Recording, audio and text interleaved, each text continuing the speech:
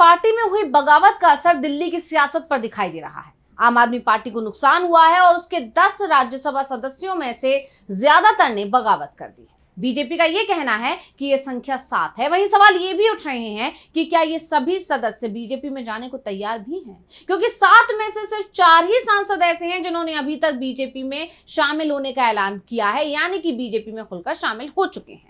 तो आम आदमी पार्टी ने तो बीजेपी में शामिल होने वाले सांसदों की सदस्यता रद्द करने की शिकायत राज्यसभा के सभापति से कर भी दी है, जिसमें से एक नाम है राघव चड्ढा का, और उनके साथ बीजेपी में शामिल होने वाले सांसदों की सदस्यता खारिज करने की डिमांड भी की गई है। यानी एक तरफ चड्ढा और उनके साथ गए सांसदों की सदस्यता संकट में है, वहीं बात बीजेपी की करें तो बीजेपी को इन सांसदों के पार्टी में शामिल होने से कोई बहुत ज्यादा फायदा होता नहीं दिखाई दे रहा है। उसका कारण भी है कि बीजेपी में शामिल होने वाले किसी भी नेता की जमीन पर मजबूत सियासी पकड़ नहीं है, बल्कि ये सभी के सभी नेता सियासी मैनेजमेंट का हिस्सा रहे हैं, और ऐसे नेताओं की जरूरत बीजेपी को है ही नहीं, क्योंकि वहां पहले से ही इस फील्ड के नेताओं की भरमार है। ऐसे में कोई नया अगर आता है तो बीजेपी के अंदर ही खलबली मच जाएगी, यानी बीजेपी के अंदर ही खींचतान शुरू हो जाएगी, और जो बीजेपी को नुकसान पहुंचा सकती है। और अगर बात बहुमत की करें, जिसको लेकर कहा जा रहा है कि राज्यसभा में अब और ज्यादा संख्या बढ़ गई है बीजेपी के सांसदों की या एनडीए के सांसदों की, तो उसमें भी बीजेपी को कोई फायदा होता नहीं दिख रहा है। उसकी सीटों की संख्या जरूर बढ़ जाएगी, लेकिन बहुमत के आंकड़े में कोई बहुत बड़ी तब्दीली नहीं आएगी, बल्कि बीजेपी के सहयोगियों को ही डर दिखाई दे रहा है। तो आज हम इसी पर अपनी स्पेशल रिपोर्ट में करने जा रहे हैं बात कि कैसे बीजेपी को नहीं हो रहा है फायदा। नमस्कार, मैं हूं अंशिता।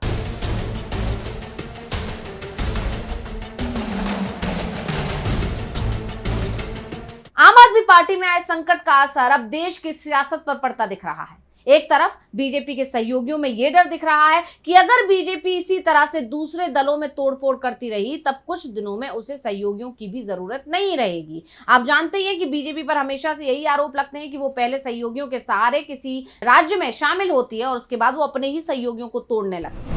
इसके अलावा जेपी नड्डा का एक बयान भी लगातार चर्चाओं में बना रहता है, जिसमें उन्होंने कहा था कि एक समय पर सभी क्षेत्रीय दल खत्म हो जाएंगे और सिर्फ राष्ट्रीय पार्टियां ही बचेंगी। और ऐसे में जब बीजेपी अपने सहयोगियों में तोड़फोड़ करती है या दूसरे जो क्षेत्रीय दल हैं या दूसरे जो दल हैं उनमें तोड़फोड़ होती है और वो लोग बीजेपी में शामिल होते हैं, तो सहयोगियों का डर और ज्यादा बढ़ जाता है। और इसी तरह से एक बार फिर जब आम आदमी पार्टी के कुछ सांसद बीजेपी में शामिल हुए तो सहयोगियों में एक बार फिर से तोड़फोड़ का डर अब सताने लगा है। फिलहाल तो आम आदमी पार्टी उसका निशाना बनी है। उसके 7 सांसदों को बीजेपी ने अपने साथ मिला लिया है। हालांकि अभी तक खुलकर नहीं सामने आया है कि 7 के 7 पूरे आ रहे हैं या नहीं आ रहे, क्योंकि इसमें से अभी तक 4 ने ही बीजेपी की सदस्यता ली। हालांकि कहा यह जा रहा है कि बचे हुए 3 सांसद भी बीजेपी में शामिल हो सकते हैं। वैसे आम आदमी पार्टी को एक उम्मीद बनी हुई है कि इसमें से 1 या 2 सांसद का मन आखिरी वक्त पर बदल जाएगा। वैसे इसकी उम्मीद कम ही दिखाई दे रही है, क्योंकि किसी भी सांसद से आम आदमी पार्टी का संपर्क नहीं हो पा रहा है। अब दूसरी तरफ केंद्रीय गृह मंत्रालय ने सभी 7 सांसदों को केंद्रीय सुरक्षा भी उपलब्ध करा दी है। यानी आम आदमी पार्टी के संपर्क में आने की कोशिश भी अगर सांसद करें तब भी इस कोशिश को फेल किया जा सके। इससे साफ है कि फिलहाल आम आदमी पार्टी संकट में है, लेकिन बड़ी बात यह है कि बीजेपी का भी फायदा नहीं हो रहा है। जब इसे बारीकी से समझने की कोशिश करेंगे तो समझ में आएगा कि असल में बीजेपी और एनडीए को कोई फायदा नहीं होने वाला है। संख्या बल के नजरिए से ये एक बड़ी उपलब्धि लग सकती है, लेकिन राजनीतिक विश्लेषकों का एक वर्ग ऐसा भी है जिसका मानना है कि इन सांसदों के आने से भी एनडीए को जमीनी स्तर पर कोई बड़ा चमत्कारिक फायदा नहीं होने वाला है। यानी भाजपा संविधान में बदलाव के जो सपने सजा रही थी वो सपना अभी भी पूरा नहीं हो पाएगा। आपको याद होगा लगातार बीजेपी पर यह आरोप लगते हैं कि वो संविधान को बदलना चाहती है।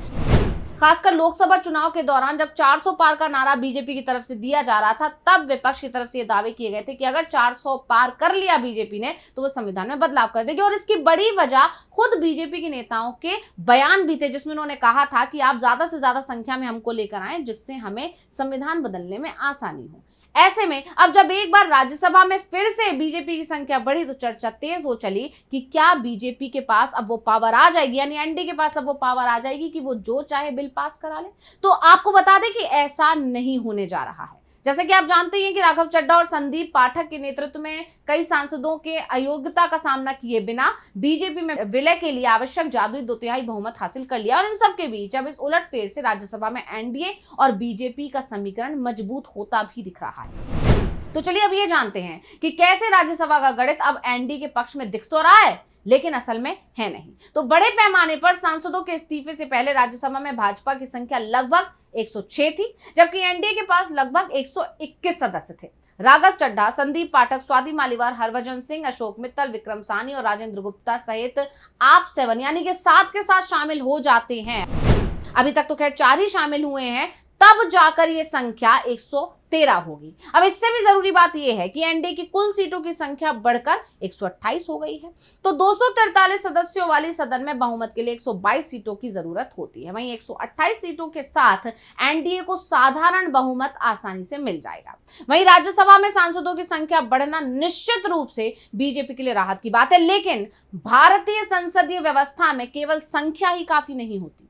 कुछ बिल ऐसे हैं जिनमें बीजेपी को संख्या बल के बावजूद कड़ी चुनौतियों का सामना करना पड़ेगा, क्योंकि भारतीय संसदीय शक्ति का सबसे महत्वपूर्ण लक्ष्य संवैधानिक संशोधनों के लिए आवश्यक 2/3 बहुमत है। तो 245 सदस्यों वाले पूर्ण सदन के लिए ये अति बहुमत यानी 164 वोटों का है। आम आदमी पार्टी के सांसदों के दल बदल से मिली जीत के बावजूद एनडीए को इस लक्ष्य से 36 सीटें कम रह जाएंगी। तो इस अंतर का अर्थ यह है कि जहां सरकार अब सामान्य विधेयकों को आसानी से पारित कर सकती है, वहीं एक राष्ट्र एक चुनाव ढांचा या परिसीमन प्रक्रिया में औपचारिक बदलाव जैसे बड़े संरचनात्मक परिवर्तनों के लिए भाजपा को अभी भी गुटनिरपेक्ष दलों के साथ संबंध सुधारने होंगे या भविष्य के द्विवार्षिक चुनावों का इंतजार करना होगा।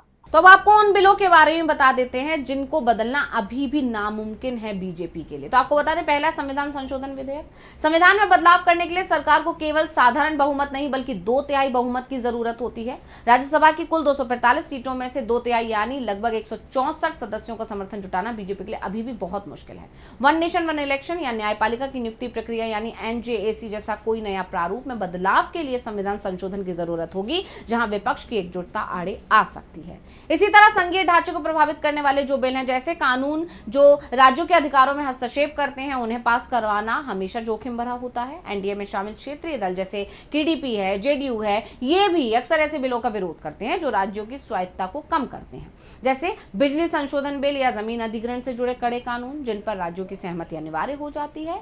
वहीं विपक्ष अक्सर ऐसे संवेदनशील बिलों को संयुक्त संसदीय समिति के पास भेजने का दबाव बनाता है। जेपीसी में जाने के बाद बिल की प्रक्रिया लंबी खिंच जाती है और सरकार की राह में अड़चनें पैदा होती हैं। बड़े आर्थिक सुधार जैसे कि पीएसयू का निजीकरण या नए श्रम कानून संख्या होने के बावजूद मुश्किल पैदा कर सकते हैं। तो सड़क से संसद तक विरोध हो सकता है। इन बिलों पर केवल सांसदों का समर्थन काफी नहीं होता, ट्रेड यूनियनों और किसान संगठनों का भारी दबाव सांसदों को पीछे हटने पर मजबूर कर देता है। इसी तरह सीमांकन के बाद की जो चुनौतियां यानी 2026 के बाद होने वाले सीटों के नए निर्धारण यानी डिलिमिटेशन से जुड़ा कोई भी बिल उत्तर और दक्षिण भारत के बीच राजनीतिक असंतुलन पैदा कर सकता है और इसीलिए दक्षिण भारतीय राज्यों के सांसद चाहे वो किसी भी दल के क्यों ना हो, अपनी सीटों और राजनीतिक प्रभाव को कम होने से बचाने के लिए एकजुट होकर इसका विरोध कर सकते हैं। तो इन सभी समीकरणों को समझने के बाद जानकारों का मानना है कि बीजेपी के लिए अब मुख्य चुनौती संख्या नहीं बल्कि सहमति है। राज्यसभा में बहुमत के करीब पहुंचने के बाद भी बीजेपी अपने मंसूबों में कामयाब नहीं हो पाएगी। बात अगर बहुमत की करें तो राज्यसभा में बीजेपी अपने सहयोगियों के साथ बहुमत पहले ही हासिल कर चुकी थी। ऐसे में अब अगर कुछ सीटें और जुड़ जाती हैं तब भी कोई बहुत अंतर नहीं आएगा। सबसे बड़ी चिंता बीजेपी की है कि किसी तरह से वो 2/3 बहुमत का आंकड़ा अपने हक में करे, उससे वो अभी भी बहुत पीछे दिखाई दे रही है और ये 7 सांसद भी एनडीए को 2/3 बहुमत का आंकड़ा पार नहीं करा पाएंगे। लेकिन बीजेपी इस तोड़फोड़ के बाद खुद भी मुसीबत में फंस सकती है, क्योंकि अब वो सहयोगियों के ही निशाने पर आती दिख रही है। तो स्पेशल रिपोर्ट आपको कैसी लगी हमें कमेंट करके अपनी राय जरूर दीजिएगा। इसी के साथ मुझे दीजिए इजाजत। देखते रहिए DV लाइव। नमस्कार।